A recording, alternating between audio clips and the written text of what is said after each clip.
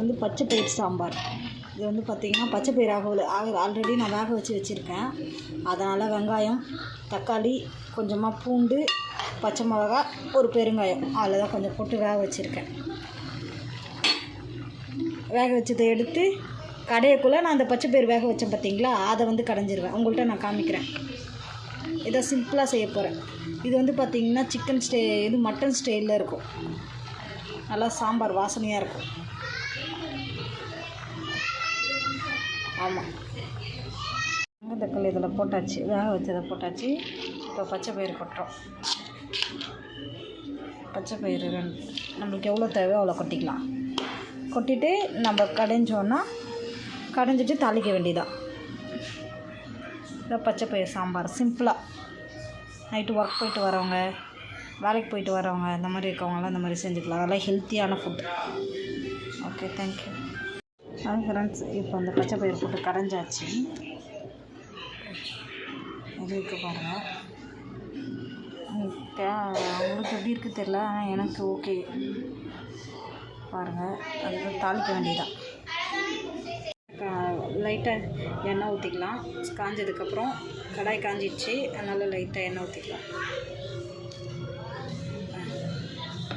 லைட்டாக எண்ணெய் ஊற்றுறதுக்கப்புறம் எண்ணெய் காஞ்சதுக்கப்புறம் கொஞ்சமாக கடுகு.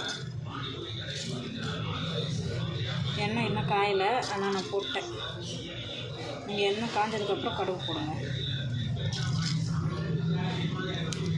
ஓகேவா?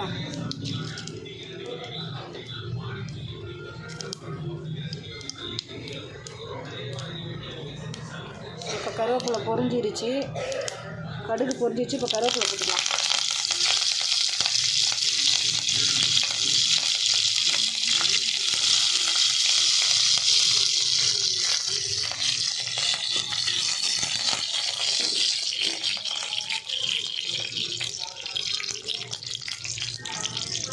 ஆல்ரெடி நான் இது போட்டேன்,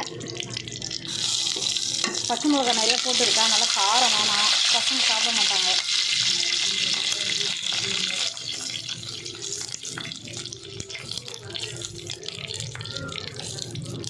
அவ்வளோதான், கருவேப்பிலை பொரிஞ்சிருச்சு. இப்போ லைட்டாக தண்ணி ஊற்றிக்கலாம்.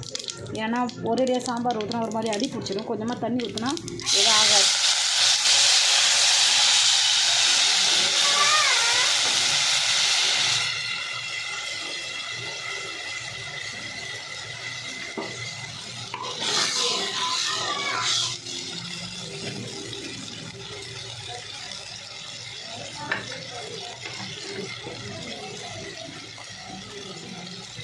இப்போ இதில் சாம்பார் கொட்டிக்கலாம். ஃப்ரெண்ட்ஸ், இப்போ பார்த்திங்கன்னா இந்த பருப்பு ஊற்றிட்டேன்.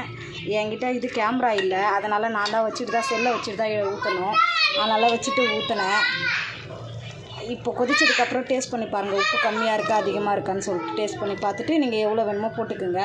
கொஞ்சம் சாம்பார் பொடி இருந்துச்சுன்னா சாம்பார் பொடி போட்டுக்கோங்க. நான் சாம்பார் பொடியெல்லாம் போடலை, ஏன்னா இதுவே எனக்கு கரெக்டாக இருக்கும், நல்லாயிருக்கு. அதனால நான் சாம்பார் பொடி போடல. உங்களுக்கு வேணால் போட்டுக்கோங்க. ஓகே.